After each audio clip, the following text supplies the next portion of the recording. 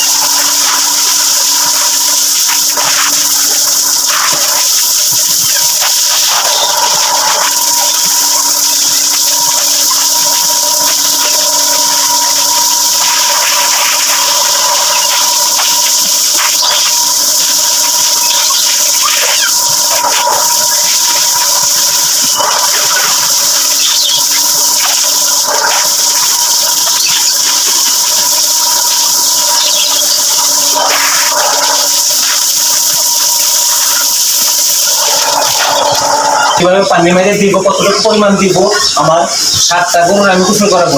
আপনারা যে 2টা গরু গোসল করান আমার জিনিসটা দেখে অনুভব করে কতটুকু করে একটা গরু বা 2টা গরু সেটা আপনারা বাছাই করে নেবেন। কিন্তু আমি এখন 7টা গরু গোসল করানোর জন্য আমি কতটুকু সোডা এবং পটাশ আমি ব্যবহার করবো গোসলের মাঝে, এটা আপনারা দেখবেন।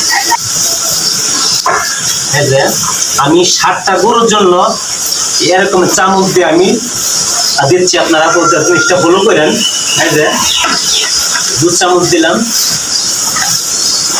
3 চামচ দিলাম, ঠিক আছে। এই 3 চামচ আমার 7টা গরুর গোসল করে নিতে হবে। তো আমি এখন পটাশটা দিচ্ছি, ঠিক আছে। দেখেন পটাশটা 1 বালতি 30 লিটার পানি, এটার মধ্যে 30 লিটার পানি কতটুকু পটাশ পরিমাণ লাগে, পানিটা কিরকম কালার হতে আপনারা অবশ্যই জানেন, যত মুরগা ফার্ম অনেক মানুষে ব্যবহার করে এই জিনিসটা আপনারা কিন্তু অবশ্যই জানেন যে আমি কতটুকু পরিমাণ দিলাম, ঠিক আছে। যে আমার সোডা এবং পটাশ পানির মধ্যে দেওয়া হয়ে গেল, ঠিক আছে।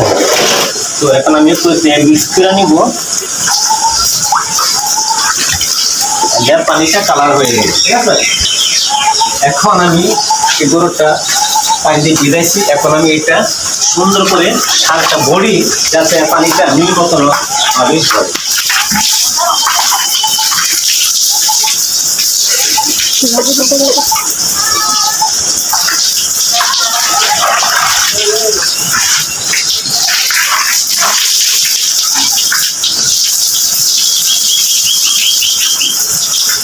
আমি সোডা এবং পটাশের পানি দিয়ে গরুটা আবার ভিজিয়ে দিলাম, ঠিক আছে। এই নিয়ে আমি সবগুলো গরু করবো। তো আমি গরুটা এখন সবগুলো গরু তো এখানে দেখাইতে গেলে অনেক ভিডিওটা অনেক লম্বা হয়ে যাবে, তো আমি ভিডিওটা অত লম্বা করবো না। আমি একটা গরু আমি এখন আপনারা দেখাই শেষ করে দিচ্ছি। তো আমি 1 মিনিট পরে আমি এটা কিভাবে আবার পানি দিয়ে ওয়াশ করে ফেলবো গরুটা, তা দেখবেন। তো আমি দেখেন কিভাবে এই করতেছি।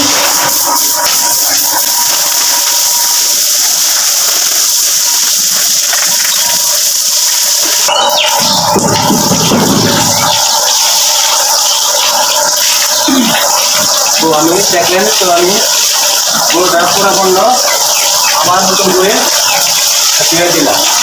তো আমি মোটরটা অফ করে নিই।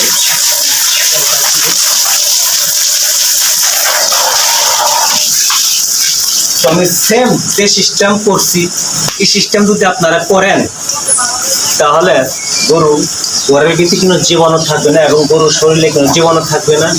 গরু এবং কি ভ্যাকসিনটা পর্যন্ত না দিলেও কোনো সমস্যা হবে না। আমি গ্যারান্টি, আমি যত ভ্যাকসিন আমি 6 বছর ধরে আমি গরুর কিন্তু ভ্যাকসিন ব্যবহার করি না। তারপর আমার গরু আলা দিলে মোটামুটি সুস্থ আছে। ভ্যাকসিন না করে তার সুস্থ আছে। কেন সুস্থ আছে? আমি এই সোডা পটাশ দিয়ে এইভাবে গোসল করানোর তা আমি যে গরু পালন ধরছি থেকে আমি এভাবে পালন করতেছি। তো একটা গরু এখন আপনারা দেখাইলাম, আপনারা অবশ্যই ভিডিওটা পুরোটা যদি দেখে থাকেন তো অবশ্যই বুঝবেন।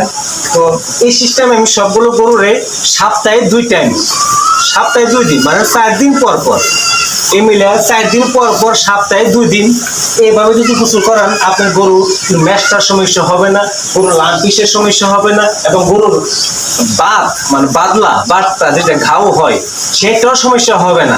এই সিস্টেমে আপনার কিন্তু এই 15 দিন বয়সের বাচ্চা, এই 15 দিন বয়সের বাচ্চাকে আমি এইভাবে ব্যবহার করি।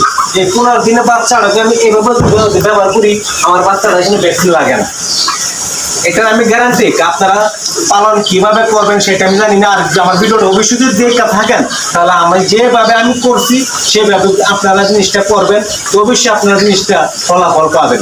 তো হতে পারে সপ্তাহে 1 দিন বা মাসে 1 দিন করলেন কি ভাই ফলাফল পাইলাম না, সপ্তাহে 2 দিন করে করবেন, সপ্তাহে 2 দিন। খরচ কিন্তু বেশি না, সোডা পটাশের দাম তেমন বেশি না। একটা গরু যদি লাম্পিস হয় বা একটা গরু যদি বাত হয় কত হাজার টাকা চলে যায়, এটা তো মাত্র সামান্য একটা ক্ষুদ্র টাকা।